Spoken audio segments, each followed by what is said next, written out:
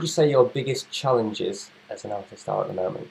Oh God, to be honest, where to start with that?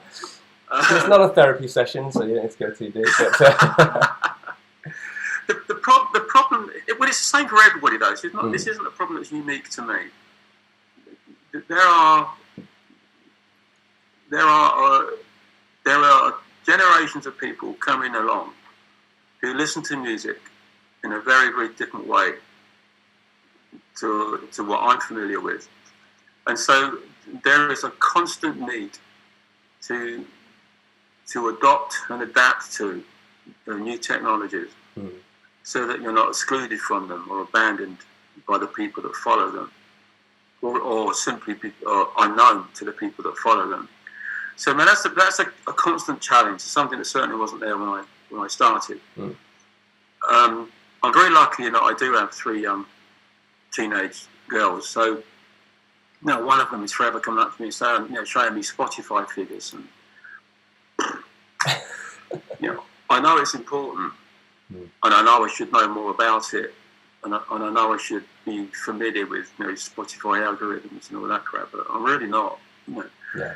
And so I have these little helpers that are. I mean, I'm all right with some of it. You talk about Twitter and Instagram and Facebook and things like that. Then I'm well in there, and I know what I'm doing. But they were talking about something yesterday. I hadn't even heard of it. Some new thing that now I can't remember what it's called. And so that I see as a challenge. But it's for all of us. But I think for people of my generation, it's that much more difficult because we're not as familiar. And I certainly don't feel my day to day with sitting on the phone, Snapchatting, that stuff. So, and yet it's important. A lot of these things are important, and they are very useful vehicles to help people find out about you or follow you or become aware of the music and so on. So I would say that's one of them. It's this constant need to understand, know about, and grasp the new technologies that are coming along, and adapt what you do. To suit that, or to decide whether they are useful for you or not, because not everything will be.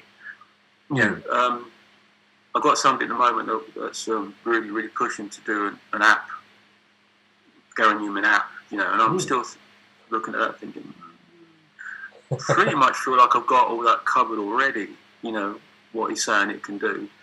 So sometimes you can get sucked into these things because it just feels like an exciting thing to be involved in. In fact, it doesn't really add anything to what you've already got. It's just a whole load of work, to add content to another format for people that are already seeing you in other formats. So, you got to be sort of reasonably smart, I think, about these technologies as they come along, which is not easy to do when you're not particularly aware of all of them. So you need teenage kids to come and tell you about it. So, but that's the thing. That's the thing I worry about most of all. Is that I'm going to get sidelined or sidetracked because I'm simply unaware. Well, it's good that you've got helpers on hand who are the generation that will just absorb the newest technology and embrace it and just be like, yes. I mean, personally, social media is the bane of my life. I never know how to do it properly in it. But you're very active on Instagram and Twitter and things like that. So do you find social media quite fun? Is it a fun thing to be a part of? No, I don't find it fun. I don't. It's a tool. It's like a screwdriver or a hammer. It's not interactive for me. I don't interact on it at all. I don't read comments. Don't read feedback. I mean, fucking religiously. I have nothing to do with it at all. I do not care if anyone's saying something nice about me. And I certainly don't want to risk reading a whole world of shit because there might be a nice comment about me. I've seen it upset too many people. I've seen, I know of people that have committed suicide because of the onslaught of abuse they get online. And all I could think was, why did you read it? I can't remember the last time I looked at a comment on Twitter. I don't think I've ever looked at a comment on Twitter. Why would you? What are you getting out of that? Are you so desperate to see somebody saying, "Oh, amazing album, Gary." Who gives a fuck? Sorry, I got a bit. I don't care.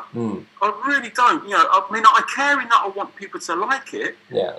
I don't care that I need to see this constant validation of whether I'm good or not. I make albums for the fun of it. That's not quite true. I was going to say they're fun, but they're actually not. They're quite hard work. But that's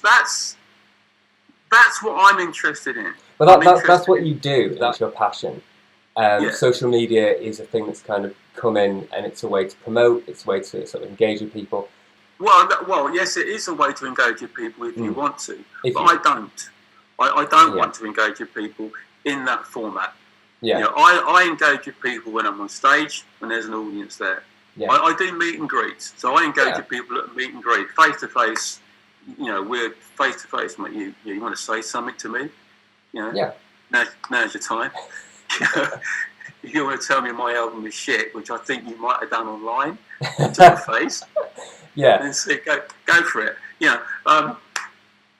The problem, the online thing, the online feedback, it's as if decency and kindness and respect is a thin veneer over the top of a whole world of hostility and bitterness and vengeance and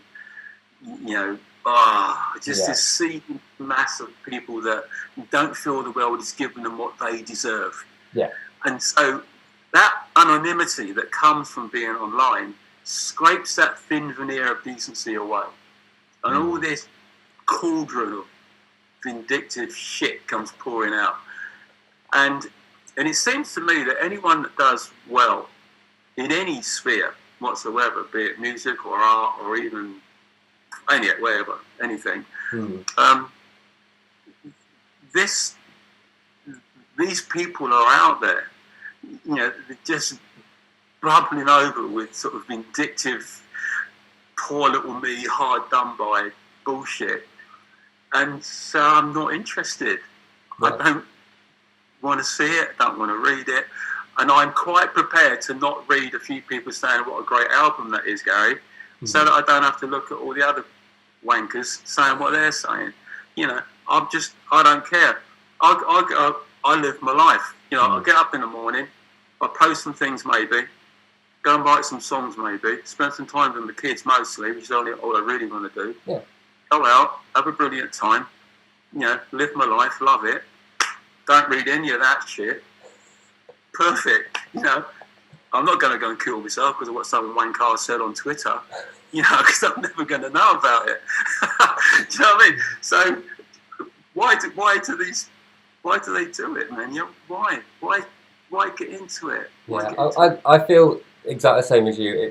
There's so much vitriol going on online, and I think there's the percentage of people who are a bit of a dickhead versus people who compliment is probably disproportionate, but yes. People take that stuff more seriously. They take it to heart, and I think it's quite unfortunate how people can let it get to them, and like you said, people can take their lives over things like that. It can depress a lot of people, and it's that need for validation that I think we need to step away from, in a way, because as soon as you start getting more likes and then you get a dislike, and it ruins your whole day. Whereas it's just someone. It's a real concern for me at the moment. Not for me personally, but all of my children. I've got a 17, 15, and my youngest was 14 today. Oh. They're all on Instagram. They're all involved in this. They're all looking at likes and they're all making comments and seeing who gets a bigger reaction. And I'm thinking, oh man, that's not the way. Yeah. You should not be thinking that. I had a long talk with my middle one, Persia, yesterday actually. She's been a bit down of late. I think it's the pandemic. But I was saying to her, you probably get nasty comments, right, on Instagram. And she said, she said mostly it's pedos, but I don't take any notice of them. She's so together, you know. I said, well, what about, you know, do you ever get any, like, people just saying horrible stuff like you're ugly and all that, you know? She said, no, I don't take any notice of that. So it's there. Do you know what I mean? She's like, she's 15. You know what I mean? And there's people out there going, yeah, you're ugly. You know, she just got signed up to select models. That's how ugly she is. Do you know what I mean? And yet there's people got to go, nah, where'd you get that? You're fucking ugly. Yeah. But that's what I'm worried about. I'm really worried about them. So I spend a fair amount of time with them, trying to give them my dad-like wisdom as to how you don't want to get involved in that sort of thing. But, you know, of course, they take very little notice of anything I say, unfortunately. But, well, it's part of that generation. It's become part of their lives. But I think the problem is that people, like you said, the people who say these things wouldn't say it to your face in person, and that's that. No one would ever do that. So I think there's a kind of a dehumanizing and a depersonalizing on both sides of it. I honestly believe that 90% of the horrible things that are said isn't even a valid comment. I don't even think these people believe it. That they seem to thrive on causing upset. And so when people react to that and go, you know, who do you think you are? No, I don't mean me, but I mean when other fans react to that, it's exactly what they want. All they want is to cause disharmony and upset. If they can't get to me, they'll upset the fans because that's almost as much fun. Yeah. It's like an entirely new breed of human that's coming along that the internet has discovered. You know, these strange little people that sit at home just writing nasty things to see if they can upset someone. It's like it gives them a little bit of power. Yeah. And it's the only power they'll ever have. Do you know what I mean? It's really, you look in the mirror and you're proud of yourself. You know, or just get a life. I saw a photograph once, and it was, and I've kept it ever since. And it's this sort of slightly overweight man with a mullet. Have you seen that? In his underpants, slightly soiled underpants, in his basement with a little computer. Yeah, and he's shouting at his mum because his mum's calling him for his dinner, and he's about 45 years old. You know, saying, "Mum, I'm just writing a comment or something," and that's what I think of whenever I see, you know, if my kids rather sort of say, "Oh, look at this horrible comment," say, just have a look at the picture. You should put this on your wall because that's what it is. It's one of them. Yeah, it's nothing to worry about. Yeah.